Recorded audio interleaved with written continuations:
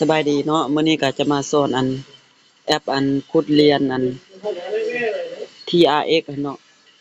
ถ้าเฮามีเหรียญตัวนี้เฮาจึงสามารถถอนเหรียญออกจากกระเป๋าได้เนาะมื้อนี้ก็จะมาสอนเนาะก่อนอื่นเนาะเฮาไปไปตั้งก่อนเนาะไปตั้งตัวนี้ก่อนเนาะตัวนี้จะเป็น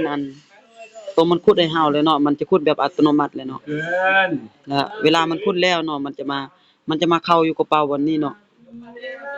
มันจะเข้าอยู่บนกระเป๋าตัวนี้เนาะTRX นี่เนาะมันจะขึ้นอยู่บนนี้เนาะ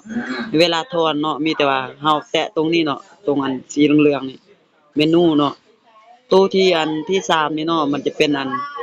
ตัวถอนเนาะเป็นตัวแบบว่าถอนโดยเฉพาะเลยนะตัวนี้เนาะเฮาจะแตะตัว3สมมุติเนาะตัวมันเขียนว่าเขียนอีหยังก็บ่รู้เนาะเป็นภาษาอังกฤษตัวนี้เนาะตัวที่3นี่เนาะมันจะเป็นบอนถอนเนาะ แล้วเราก็มาใส่จำนวนตัวเราขุดได้เนาะขุดได้แล้วก็มาป้อนใส่กระเป๋าตัวนี้เนาะแล้วก็แตะตัวสีฟ้านี่เข้าไปเลยเนาะมันจะเข้ามาอยู่ในหน้ากระเป๋าของเราตัวนั้นเลยเนาะมันจะให้เราทวนตัวนี้เนาะความหมายของมันส่วนตัวตัวนี้ก็มีแต่ว่าเราเข้าสมัครแล้วเนาะแล้วมันจะปั้นพ่นให้เลยเนาะอันมันจะปั้นพ่นให้เราแต่ละมื้อเลยเนาะคือตัวนี้เนาะนี่ มันจะปั้นเฮาเลยแล้วมันก็จะมาเข้าอยู่ในหน้ากระเป๋านี้เนาะมันก็จะสะสมตัวนี้ไว้แล้วมีแต่ว่าเฮาอยากถอนแล้วเฮาจึงไปแตะบนเมนูตัวสีเหลืองแล้วก็มาแตะตัวที่3นี่เลยเด้อมันจะเป็นภาษาอังกฤษเลยเนาะ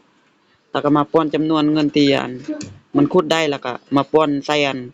กระเป๋าเฮาเลยนี่เนาะแล้วมันก็สามารถถอนได้เลยเนาะมีแต่จบส่ำนี้เนาะไผอยากสนใจอยาก